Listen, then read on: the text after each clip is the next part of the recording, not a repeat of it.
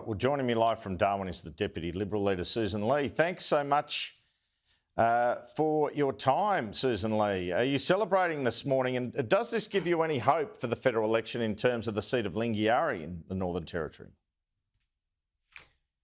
It was a terrific result yesterday, Andrew, and a huge shout out to Leah Finocchiaro, a superstar, and the Country Liberal team. This took a lot of hard work over years and years, but yesterday the Territory voted 100%, not exactly 100%, but the feeling in the room was that there had been a huge shift away from Territory Labor.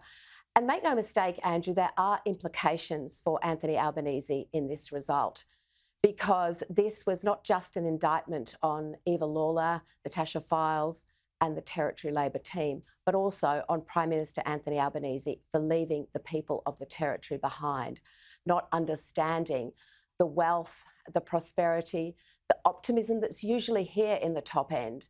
And we've had so much holding us back across the Northern Territory over many years with Territory Labor. So some lessons for the Prime Minister, absolutely. This was an election fought on crime and therefore security issues. You've spent the past 2 weeks attacking the government on Palestinian visas, every question in question time, and not on the cost of living. Richard Marles says it's a distraction. He says it's because you don't have an answer on the cost of living. What's your reaction to that? Well, I was just watching that interview, Andrew, and he didn't seem to have an answer on why the government has issued tourist visas. I think you asked him the question 4 times, rather than following a humanitarian or refugee visa pathway. So we've got no confidence in the government on this. This is not about Palestinian Australians and the contribution they have made and will make to this country. This is about threshold questions of security, of immigration, and Australians expect their government to get those things right, and they haven't. We ask the questions, we don't get the answers. Maybe we wouldn't have asked so many questions if we'd actually got the answers, but you would have watched Question Time in the last week, and I'm sure you, like many Australians, thought, what on earth is going on with this government? Why can't they simply tell the Australian people what they are doing with these visas, where the security assessments have been made, and whether they were properly made by ASIO with respect to tourist visas? Nearly 3,000 visas have been issued to come to Australia from this part of the war zone. And the US has issued, I think, about 17. So there really are questions to answer. The government says you gave visitor visas to people essentially fleeing Afghanistan when in government. What do you say to that? Well, I remember supporting families that were close to constituents in my electorate who desperately wanted to get their family members out of Afghanistan, who called me sometimes daily, and I would do whatever I could, as did our government, I know. This took time. We had biometric tests, which were done by third-party countries. We had personal interviews. We had to get it right, because these character checks and identity checks are vital. So some of these visas took 12 months. Some of them are still being processed from Afghanistan, as I understand. That's how you do it. That's how you do it properly and sensibly. Jim Chalmers said in the Parliament that you're dog whistling. What do you say to that? Well, I mean, Jim Chalmers, where should his focus be? Always on what we're doing or what we're saying or on this sort of nonsense. He calls himself a good communicator. He's not a good treasurer.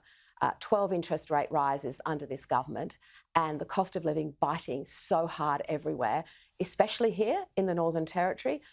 The prices in Darwin and the way that people are just despairing, not just about crime, but about cost of living, tells me the Treasurer's so not focused on his real job.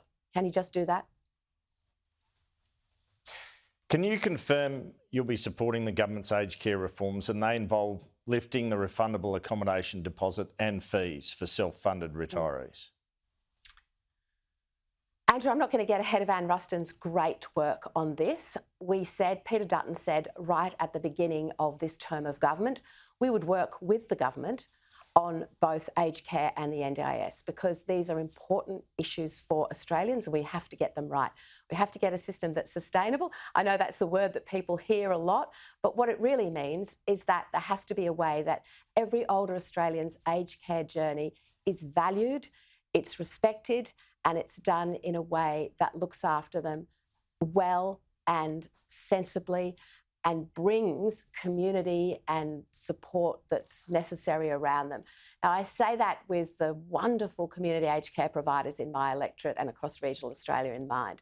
But I also know that they've been struggling under cost of living, because that's increasing their costs, but also they've been struggling with so much paperwork and the inability to actually do the caring that they need. My mother's in aged care and I see it up close and personal, and the aged care workforce is wonderful in the care that they offer, and we want a system that works for both our older Australians who've contributed so much to the country, but also the aged care sector itself, so that we don't have the threat of homes closing.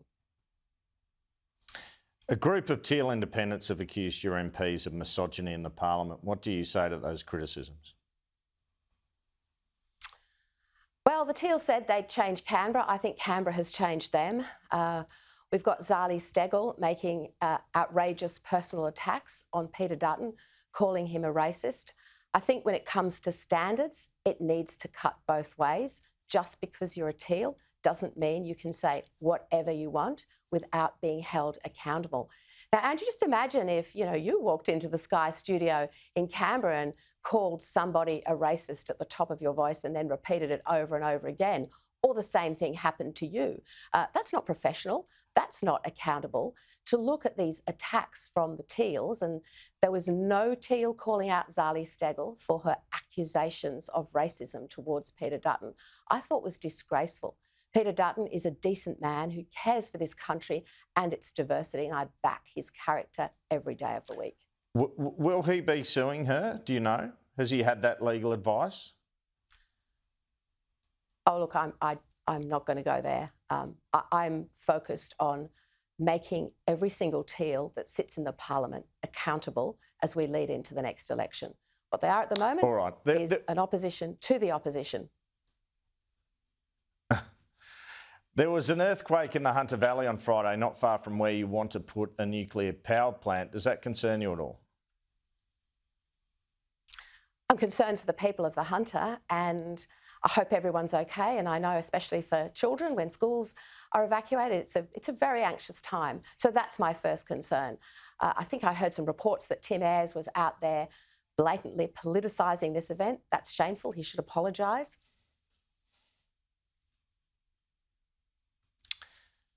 But so a nuclear power plant's fine there. Earthquakes happen.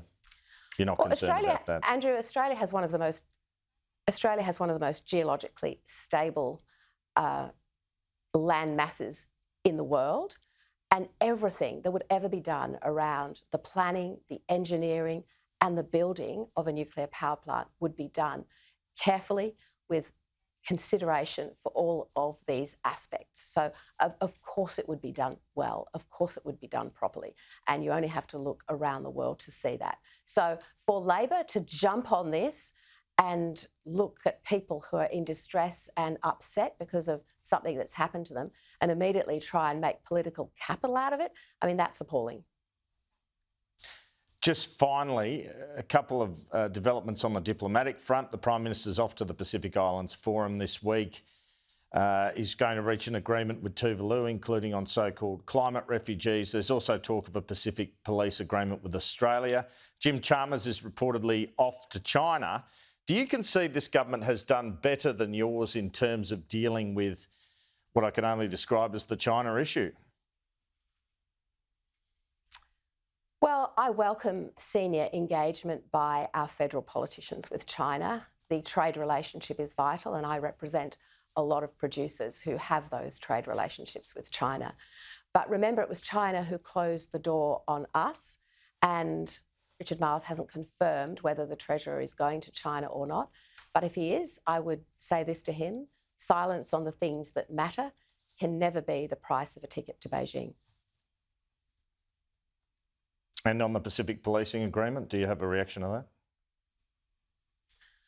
worked incredibly hard with the Pacific and have led engagement over many years of government. So I hope the government continues to build on our strong work in the Pacific. Deputy Liberal Leader Sussan Ley, thanks so much for your time.